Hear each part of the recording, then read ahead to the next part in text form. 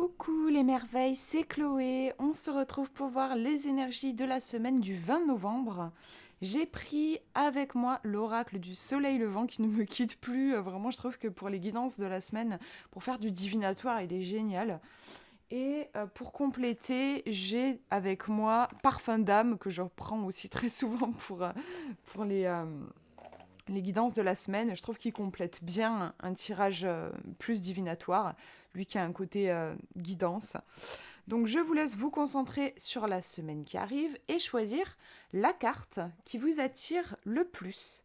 Quand vous pensez à cette semaine, vous avez le premier tirage ici, le deuxième ici et le troisième là. Je vous laisse faire votre choix et on va regarder.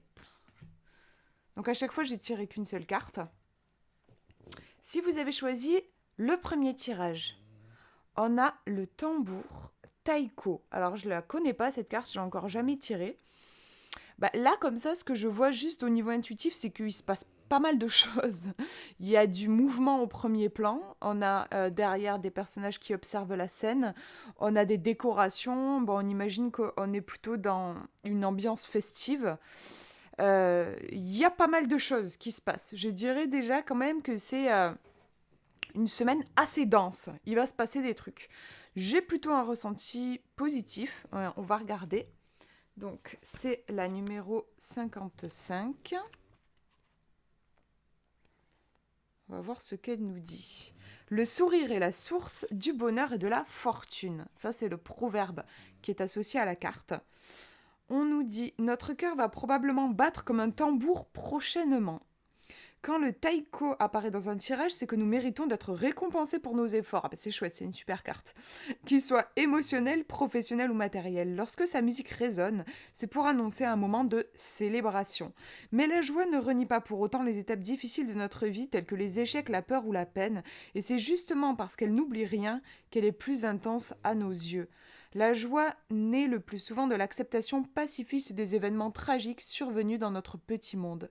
Il est vrai qu'aujourd'hui la joie nous donne des ailes, elle nous reconnecte à ce que nous jugeons comme essentiel à nos yeux. Nous avons réussi quelque chose ou nous sommes parvenus à avancer clairement vers nos objectifs. Nous pouvons célébrer l'existence en chantant, en dansant et en riant. Un de nos besoins est satisfait et nous aimerions que cette émotion dure le plus longtemps possible. Nous sommes comme prêts à attiser ce feu de joie avec toutes les bûches que nous avons à notre disposition. La carte du taiko nous motive plus que jamais à aller plus loin et plus haut. Elle renforce notre envie d'agir, de créer et d'aller vers les autres. Car la joie ne se vit pas seule, le sourire est expansif, le bonheur contagieux. Les fêtes se partagent avec les gens qui nous tiennent à cœur, que ce soit en tout petit comité ou lors d'immenses réjouissances publiques.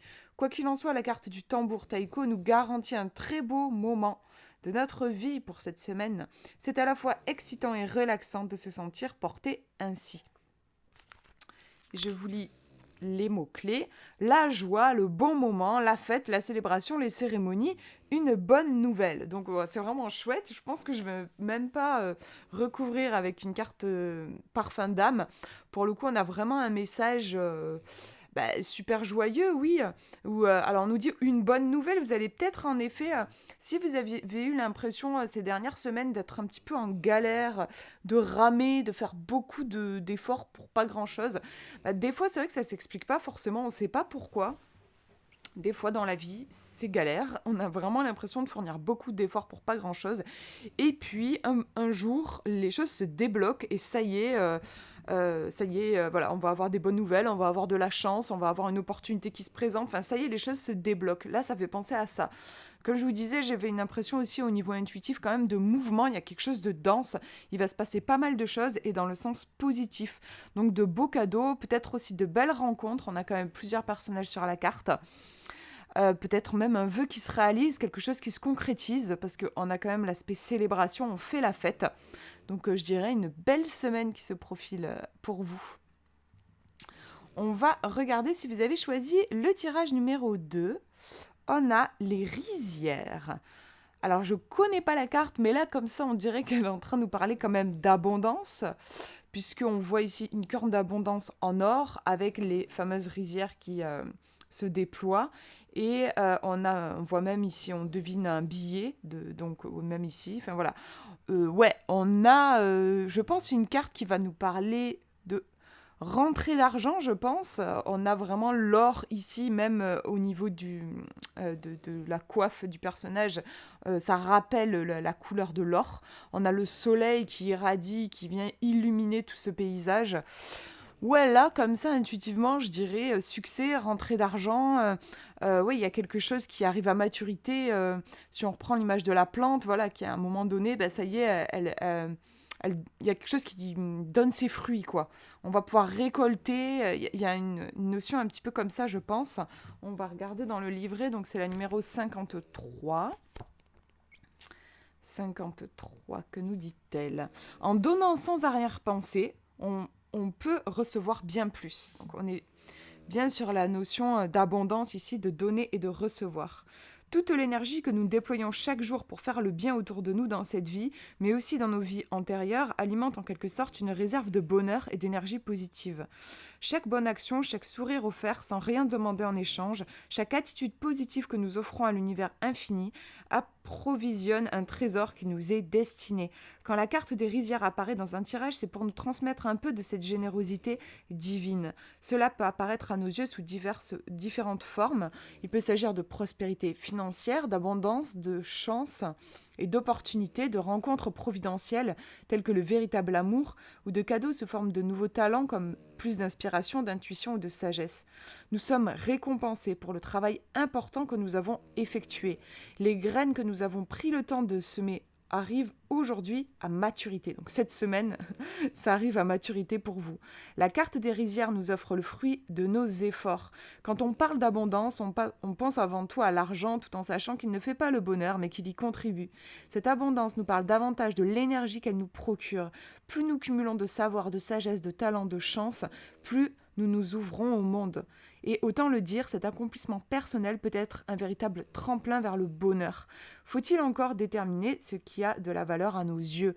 Être aimé follement sera pour certains le Graal de la richesse, alors que d'autres préféreront plonger dans une piscine de diamants.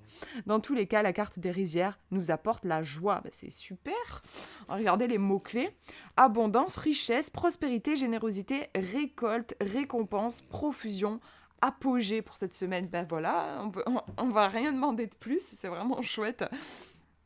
Donc là, vraiment, oui, on a ce que je disais, ce côté, je récolte le fruit de mes efforts, de mon labeur. Voilà, ça y est, il y a une notion de, oui, bien sûr, j'allais dire d'abondance. Bon, je vous l'ai répété plusieurs fois, mais j'ai ce sentiment on reçoit, en fait. On a peut-être beaucoup donné, que ce soit en termes de travail ou on s'est montré disponible pour certaines personnes. Enfin, en tout cas, on a donné de notre personne. Et là, c'est notre tour. C'est à nous maintenant de recevoir de la part de l'univers. Voilà, donc c'est top. Je ne vais pas ajouter une carte non plus de l'oracle Parfum d'âme. Je trouve que c'est déjà un très beau message en soi.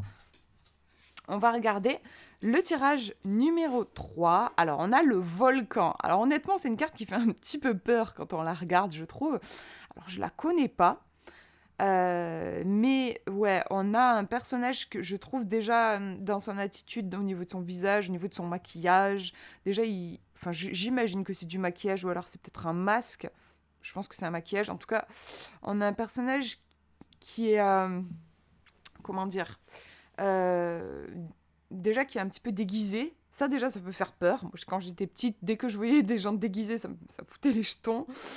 Et on a derrière un volcan en éruption. Donc, voilà. Bon, forcément, un volcan en éruption, ça évoque quoi? Ça évoque le danger, la mort. Voilà. Donc, on a ici une carte qui fait clairement un peu peur, qui met en insécurité, en fait. On va regarder dans le livret ce qu'on nous dit sur ce volcan. Donc, c'est la numéro 34. Rester en colère, c'est comme saisir un charbon ardent avec l'intention de le jeter sur quelqu'un. C'est vous qui vous brûlez. Donc ça, c'est une phrase de Bouddha qui est reliée ici à la carte. Alors, on nous dit, avec le volcan, on peut prédire l'imprévisible, l'événement inattendu qui va venir ébranler les fondations de ce que l'on croyait sûr. C'est un peu l'énergie de la tour dans le tarot. ici. Le volcan annonce une période d'instabilité dans notre intelligence émotionnelle. Cette carte affecte notre manière de nous comporter. Nos émotions deviennent tellement confuses qu'il nous est tout à coup impossible de gérer la complexité de nos rapports sociaux. Il est maintenant difficile de prendre des décisions rationnelles. Quand cette lame vient secouer le monde dans lequel on évolue, notre nature humaine y voit une remise en cause de son confort et de sa sécurité. Des énergies puissantes, instables, voire destructrices font surface dans notre vie et seul notre instinct quasi animal peut nous permettre de sentir les choses arriver. Quand cette lame apparaît dans un tirage, c'est pour souligner l'omniprésence de l'anxiété, le vacillement de nos sentiments, la violence de notre colère. Il y a comme du feu dans notre cœur, ce qui implique une perte de confiance. On se sent tout à coup fragile et incompris. Avec cette carte, il est question de réévaluer le tournant que prend notre vie et de canaliser, tant que faire se peut, la montée en pression de nos forces intérieures, la confusion, le débordement de stress et de colère. Ouais, il y a beaucoup d'intensité. Le volcan nous demandera alors de réapprendre au plus vite à maîtriser nos émotions et à guérir des conflits intérieurs qui nous mènent à l'explosion. La colère et l'agitation sont toujours mauvaises conseillères. Il ne faut pas essayer de résister au volcan. Ça, c'est important, je pense. Il faut suivre son courant de lave et chercher à s'adapter aux nouvelles données qui surviennent dans notre vie et à reposer de nouvelles limites. En présence de cette carte dans un tirage, on nous conseille de ne pas laisser nos émotions nous contrôler et de ne pas leur donner l'occasion de causer davantage de dégâts dans une situation ou une relation. Il est difficile dans un tel contexte de rester rationnel et logique. Pourtant, le volcan nous dit que nous en sommes capables, d'abord en identifiant ce qui se passe, puis en réduisant l'impact de la portée de cette confusion, et enfin en libérant notre colère avant qu'elle n'explose. On ne résout rien avec de la violence, qu'elle soit tournée contre nous-mêmes ou vers les autres. En mots-clés, qu'est-ce qu'on nous dit ? On a l'irritabilité, l'impulsivité, l'explosion, la colère, le stress, la confusion, le bouleversement, l'excès, l'immaturité et l'impatience. Moi, ouais, c'est une carte qui me fait penser à l'énergie de la tour dans le tarot. Il y a quelque chose qui s'effondre. On est complètement... c'est un peu l'inverse de... j'ai vachement l'impression d'être aux commandes de ma vie. Tout se passe comme je l'avais prévu. C'est moi le maître à bord. Là, c'est justement, il y a tout qui se casse la gueule. Je sais plus où j'en suis. En fait, il y a la notion de... je me sens dépassée, quoi. J'ai lâché la bride, ça part un peu dans tous les sens. On a vraiment ce bouleversement et bien sûr ce côté émotionnel quand même qui est fort avec l'éruption du volcan. Moi, ça me fait penser un peu aussi à la cocotte minute, quelque chose qui va déborder de la casserole. On l'a longtemps laissé sous le couvercle en se disant genre ça va passer, je cache le truc, ça va passer. Mais bon, à un moment donné, ça fait monter la température et ça explose. Peut-être que ces dernières semaines, vous avez, refoulé certaines choses. En mode, c'est pas bien d'exprimer, par exemple, ça peut être de la colère forcément avec le volcan, ou un ras-le-bol, ou j'en peux plus, ou ça fait trop, j'ai besoin de vacances, ou je sais pas quoi. Et vous vous êtes peut-être interdit de formuler ça, de vivre ça. Donc là, symboliquement, vous avez mis le couvercle dessus. Là, cette semaine, ça fait trop, ça explose. Et forcément, c'est à la mesure de à quel point vous avez essayé d'étouffer l'affaire. Donc là, le truc, c'est complètement incontrôlable dans ces moments-là. C'est un peu ça peut faire penser aussi au burn-out, quoi. Genre, voilà, on a trop tiré sur la corde et on ne peut plus faire des choses, des tâches simples parce qu'on s'est trop demandé. Il y a vraiment cette notion d'excès, en fait. Je parlais de la carte de la tour dans le tarot. Ça peut aussi faire penser un peu à la carte du diable. C'est un mélange, je trouve, un peu de ces deux cartes. Voilà, avec cet excès, ce truc qui va nous dépasser. On va regarder, je vais tirer une carte avec parfum d'âme. Je ne vais pas vous laisser sur une touche quand même aussi tourmentée, parce que là, il y a quand même quelque chose de tourmenté. On va voir avec parfum d'âme par rapport à ce volcan, on va demander quelle est la meilleure attitude que l'on puisse adopter par rapport à ce volcan. Moi, j'ai l'impression qu'on ne peut pas faire grand-chose, honnêtement, à part, comme je disais, laisser passer la lave. Je pense qu'il vaut mieux éviter de prendre de grandes décisions quand on est sous l'influence de ces énergies très explosives. Il faut laisser passer la tempête, je pense. Mais on va regarder, je vais demander. Donc, à l'oracle, un petit conseil pour cette semaine, avec ces énergies très très intenses. Oui, savoir tendre l'oreille. Alors déjà, on a une carte qui est bleue. C'est intéressant, je trouve, avec ici une carte de feu. On a comme si cette carte venait apporter l'énergie de l'eau, un petit peu faire descendre la température, quoi. Savoir tendre l'oreille, suivre vos intuitions et vos ressentis vous fera avancer plus positivement et plus rapidement. Ouais, je pense que ça va dans le sens de... Le volcan, il ne surgit pas par hasard. Je pense que c'est peut-être parce que... Hop là, j'ai fait tomber l'autre carte. Je pense que c'est parce qu'on n'a pas été assez à notre écoute. Quand on est... Ce que je vous disais, quand on refoule, quand on s'empêche de s'exprimer et tout ça, en fait, bah, à un moment donné, ouais, oui, ça fait trop et ça explose. On ne s'est pas suffisamment écouté. Donc, bon, clairement, les énergies du volcan, c'est pas des énergies confortables, mais elles sont là pour nous aider à déjà ne pas répéter peut-être les mêmes erreurs que par le passé. Si effectivement vous remarquez que vous avez trop pris sur vous, bah, la prochaine fois, essayez d'être davantage à l'écoute, en fait, c'est ça. Savoir tendre l'oreille, pour moi aussi, ça dit le volcan, là ici symboliquement, ne se réveille pas par hasard. Pourquoi est-ce que tout fout le camp dans ma vie? En gros, moi, je grossis, hein, bien sûr. Voilà, vous inquiétez pas, ça sera pas. Là, je vous fais des tirages. En plus, ça reste général, donc il faut interpréter avec un peu de distance aussi. En tout cas, je dirais qu'il pourrait juste, ouais, les choses vont peut-être être un peu intenses pour vous et vous échapper un petit peu. Voilà. Pourquoi est-ce que c'est bouleversant comme ça? Pourquoi est-ce que j'ai ce feu là qui me brûle de l'intérieur? C'est savoir tendre l'oreille, c'est se poser ces questions-là, se dire, ouais, est-ce que finalement, il n'y a pas quelque chose, ce volcan qui gronde, qu'est-ce qu'il est en train d'essayer de me dire? Qu'est-ce qui est important? À quel besoin je n'ai pas répondu?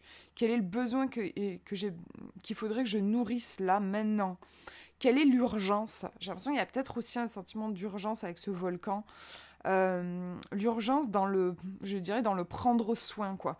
Euh, Pas l'urgence dans le sens, justement, là, il vaut mieux éviter de prendre des décisions sur un coup de tête, comme je disais, avec une carte comme ça. Se précipiter pour essayer de résoudre un problème avec la carte du volcan, vaut mieux éviter. Mais je veux dire l'urgence dans le sens sensible, dans le sens, il y a peut-être une détresse ou quelque chose, un endroit en moi, là, qui est juste, peut-être en effet très en colère parce que je ne l'ai pas écouté. Donc revenir vers cette écoute de soi pour cette semaine, revenez vers vous, prenez soin de vous, apportez-vous de la douceur. Moi, c'est ce qui me vient avec ces cartes-là. Voilà pour ces tirages, j'espère que ça vous aura parlé. Je vous fais de gros bisous et je vous souhaite une très très belle semaine.